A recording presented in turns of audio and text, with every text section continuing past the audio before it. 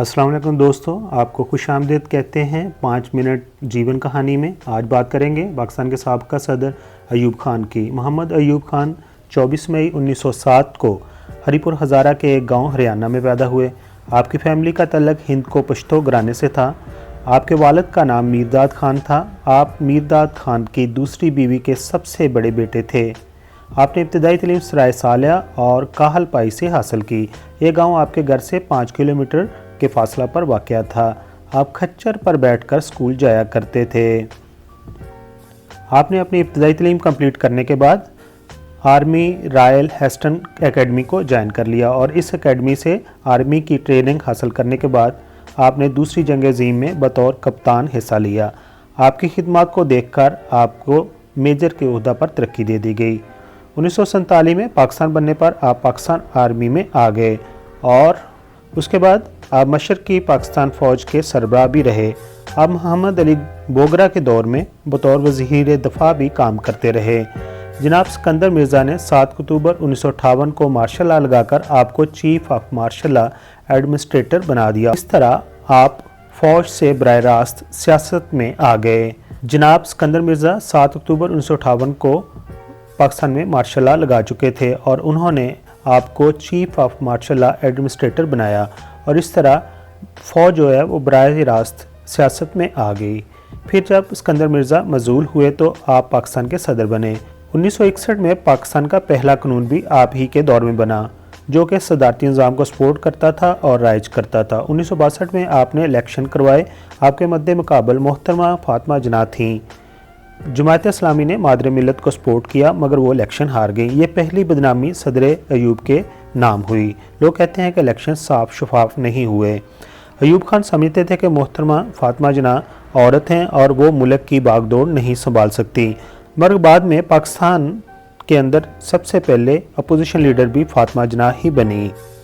आप अक्टूबर 1958 से लेकर मार्च 1969 तक मुल्क के सदर रहे और आपके दौर में पाकिस्तान दुनिया के लिए एक आइडियल स्टेट थी। आपके दौर में मुल्क ने दिन दुगनी और रात चुगनी तरक्की की, यानी आपके दौर में पाकिस्तान में सबसे ज़्यादा तरक्याती काम हुए। आपके दौर में डैम बने, आपके दौर में कुदरती गैस के कुएँ निकले, आपके ही दौर में सड़कें बनी, आपके दौर में पुल बने। दरिया और नहरों के पानी के लिए आपने नई नहरें बनाई ताकि उस पानी को सही तौर पर इस्तेमाल किया जाए।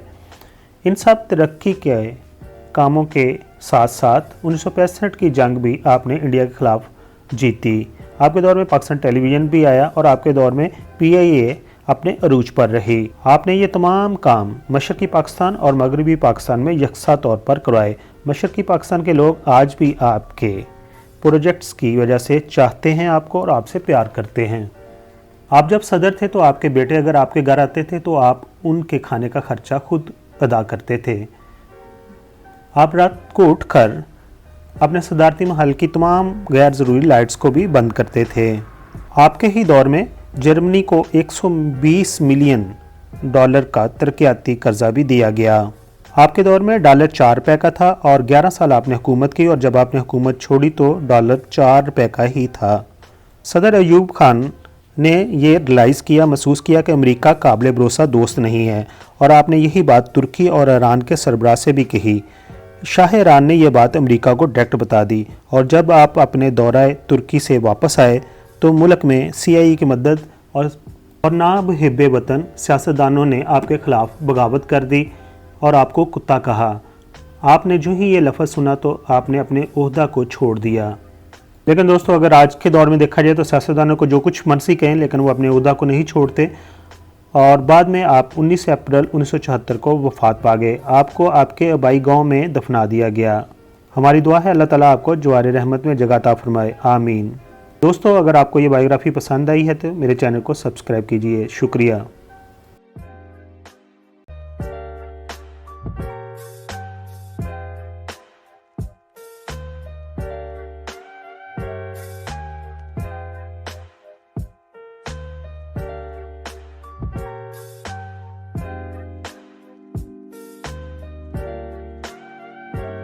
Subscribe to our channel by clicking subscribe button.